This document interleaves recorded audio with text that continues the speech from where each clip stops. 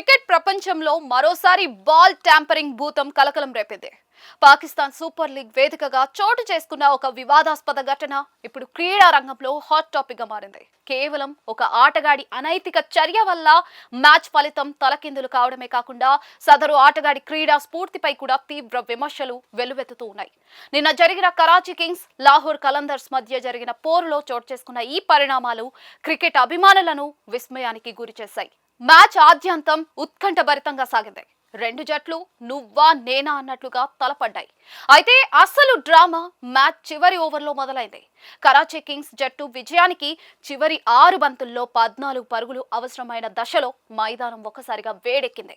Lahore Qalandars fielder Fakhar Zaman బంతిని అందుకున్న సమయంలో తన వేలి గోళ్లతో బంతి ఆకారాన్ని మార్చడానికి ప్రయత్నిస్తూ కెమెరాలకు చిక్కాడు.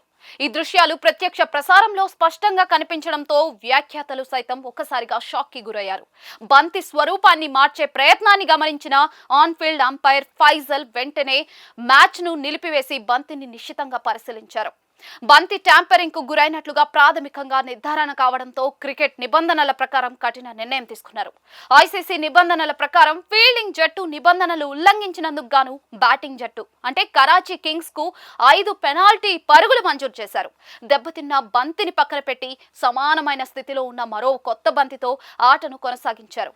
ఈ 5 పెనాల్టీ పరుగులు మ్యాచ్ గమనాన్నే మార్చేశాయి. 14 పరుగులు చేయాల్సిన చోట కరాచీ లక్ష్యం ఒక్కసారిగా 9 పరుగులకు పడిపోయింది. దీనివల్ల కరాచీ బ్యాటర్లపై ఒత్తిడి తగ్గిపోయింది. బౌలర్ సైతం మానసికంగా కుంగిపోవడంతో కరాచీ కింగ్స్ బ్యాటర్లు విరుచుకుపడ్డారు. ఇంకా 3 బంతులు మిగిలి ఉండగానే కరాచీ కింగ్స్ ఘన విజయం సాధించింది.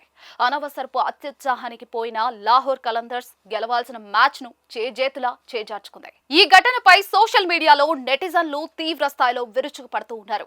గెలవడానికి అడ్డదారులు తొక్కడం క్రికెట్ స్ఫూర్తికి విరుద్ధం అని నెటిజన్లు కామెంట్స్ చేస్తూ ఉన్నారు. గతంలో స్టీవ్ స్మిత్, డేవిడ్ వార్నర్ వంటి దిగ్గజాలు సైతం బాల్ ట్యాంపరింగ్ వల్ల నిషేధానికి గురైన విషయాన్ని కూడా గుర్తు చేస్తూ ఫకర్ జమాన్ పై కఠిన చర్యలు తీసుకోవాలని డిమాండ్ చేస్తూ ఉన్నారు. పాకిస్తాన్ సూపర్ లీగ్ నిర్వాహకులు ఈ వ్యవహారాన్ని సీరియస్ గా తీసుకున్నారు. మ్యాచ్ రిఫరీ నివేదిక ఆధారంగా ఫకర్ జమాన్ పై భారీ జరిమానాతో పాటు కొన్ని మ్యాచ్ల నిషేధం విధించే అవకాశం ఉందని సమాచారం.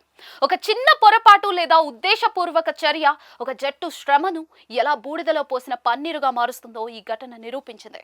ఈ వివాదం పాకిస్తాన్ సూపర్ లీగ్ ప్రతిష్టను మసగబార్చకుండా ఉండాలంటే నిర్వాహకులు ఎలాంటి నిర్ణయం తీసుకుంటారో వేచి చూడాల్సిందే.